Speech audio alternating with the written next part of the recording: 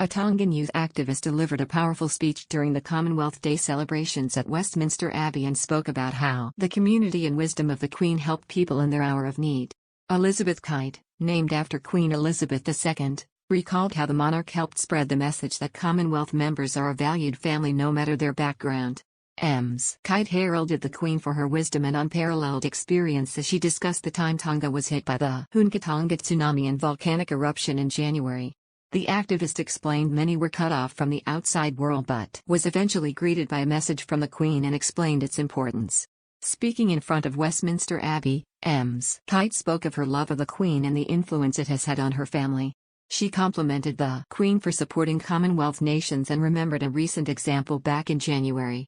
She explained, "This wisdom recent occurred in my mind when Tonga was beset by the Tonga volcanic eruption and tsunami.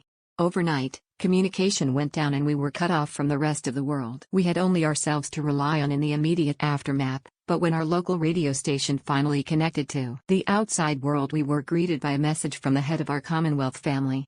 Her Majesty sent a message of support and comfort to our people through our own King and Queen." Following the Queen's message was an outpouring of support from across the Commonwealth. For a country still shaking with fear and still clinging to the last bit of faith we had, this inspired hope and lifted our spirits in a time of crisis. Ms. Kite then signed off the speech with a touching tribute to the Queen and how influential her service has been on the world. She concluded, "It reminded us that this is the Commonwealth way because we are a family with shared values, common cause and a desire to do good for all. The need for unity and these values that the Queen has spent her lifetime upholding remains relevant and important today within the Commonwealth and beyond. Let us always remember this. Happy Commonwealth Day and long live Her Majesty the Queen."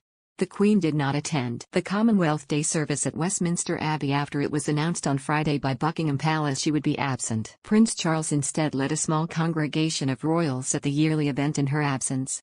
The future king was appointed head of the Commonwealth in 2018 and was joined by Camilla, Duchess of Cornwall, at the event. Just minutes before the beginning of the Commonwealth Day service, Buckingham Palace released a statement from the Queen which read, "In this year of my Platinum Jubilee, it has given me pleasure to renew the promise I made in 1947, that my life will always be devoted in service." Speaking about the Commonwealth as a family of nations of which she is clearly proud, the Queen went on saying, "Today, it is rewarding to observe a modern, vibrant and connected Commonwealth that combines a wealth of history and tradition with the great social, cultural and technological advances of our time.